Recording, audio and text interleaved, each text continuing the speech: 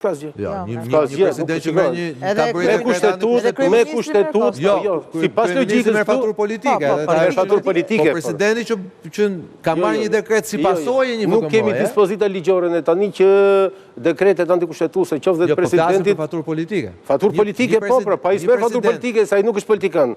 Jo, ai smer, kryeministri merr faturë politike. Një president i cili gjykata kushtetuese i rrezon dekretin, s'ka asgjë. S'pas ka asgjë. Por nuk ka se dhe një gjë më burr. I rrezon gjykata kushtetuese dekretin. Një minutë tani dhe një herë.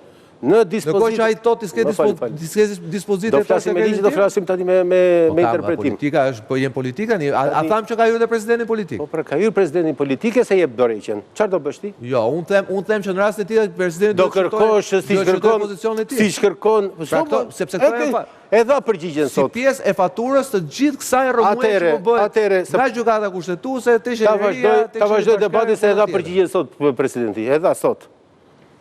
Një nga kërkesat e Bardhit ishte, ka nxjerrë këtë dekret që po diskutojmë ne, që është antikushtetues, që është maskarlluku më i madh, që është inkoherenca më e madhe, që është pabesia më e madhe. O zotëri, ti kërkove shkarkimin. Presidentit ka mbështetur ty në shkarkim. Pse del edhe thua që presidenti është antikushtetues? Ti kërkove shkarkimin e Velies. Presidentit mbështeti, tha po të mbështet. Dogje Tiranë. Po pra po, por ti që del si Bardhi, si Parti Demokratike dhe thua, dekreti që nxori presidenti për këtë Velia në shandi kushtetues. Në kohë që ti vete votovën dhe po ti kërkove, mos zotni, ti e kërkove. Po pikërisht pra, atë po them, ti e kërkove. Ai të mbështeti. Atë dëshat pusha. Dhe cila ishte përgjigjja e presidentit sot?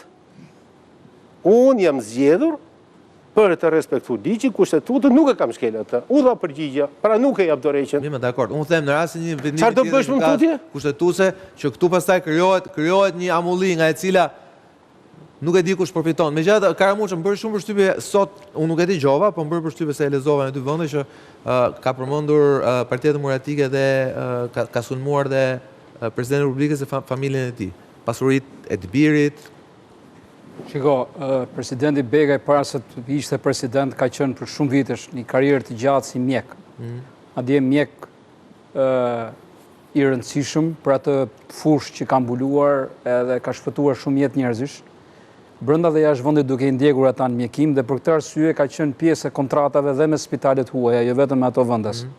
Këtë nuk e ka vetëm zoti Begaj, kanë pasur edhe e kanë shumë mjek të tjerë, kontratat e bashkëpunimit të asistencës.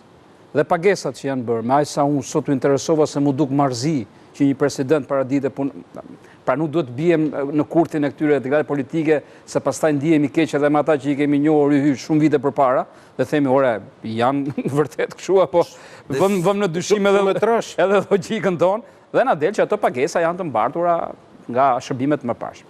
Presidenti që ku ka marrë detyrën absolutisht as mund më çohet në përmend që të vazhdoj sërish punën, qoftë edhe efektet e një kontrate që ka pasur me spital, qoftë vendas, qoftë të huaj. Po ashtu dhe ato policët e sigurimit. Ne e dim shumë mirë që në Shqipëri, në çdo agjenci të shkosh, blen nga ato policat 5 euro, 10 euro, 30, 40 euro që deli jashtë. Ka edhe nuk mërzite me njëri tjetrin, agjencitë e sigurimeve kanë lidhje me kompanitë. Po jo detyrimisht agjencia përfaqëson kompaninë. Ajo merr policat dhe i shet. Pra është një interlokutor, është një ndërmjetëm që bën shitje dhe mban atë përqindjen e vet. Tani të thuar që bleu presidenti ose bleu dikush tjetër nga këto policat, ndërkohë që presidenca ka një kontratë, nuk është logjike. Pra nuk mund të krijosh një lidhje të tillë për të thënë që tu ka konflikt të madh interesi. Ç'lidhje ka një policë si ti merr në një agjenci me kontratën që ka presidenca me një kompani. Pra, agjencia, kompania. Pra, nuk janë në njëjta gjë. Po t'ishtë në kompani, do të shikosh pak konflikt interesi. Po nga agjencia në kompani, është sikur të kemu një dyqan dhe të marrë madhën nga ty dhe të jashes një të treti.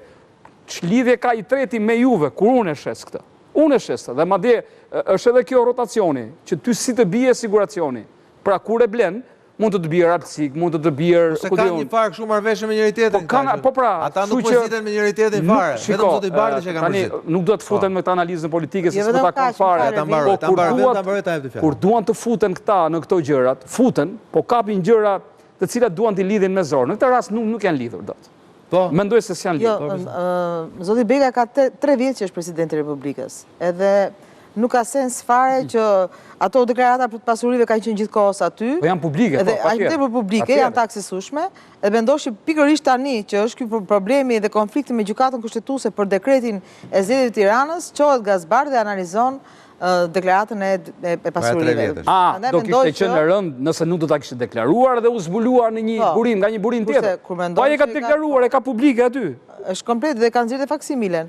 Me 2 klikime mund të hapësh çdo ditë atë. Po, dhe është për të ardhur keq që opozita shqiptare akoma vazhdon e dëshpëruar në arsyetimin e saj, në logjikën e saj që gjithmonë merret me cicmice dhe nuk ka vizion vërtet për gjëra shumë të rëndësishme, por gjithmonë futet ke kurthi dhe i konflikteve që ka vetë PS-ja brenda, sepse edhe kjo që po ndodh me Veliajin është një problem mes të njëjtës parti. Domthonë PD-ja është aq i dëshpëruar sa që kudo që të gjejë vetëm një të qartë dhe fillon bën zhurmë, bën bujë, bardhi një është tipiku i keq përdorimit të këtyre situatave. Mirë, do të shkojmë publicitet dhe kthehemi flasim për një temë tjetër, për Altin Dumanin.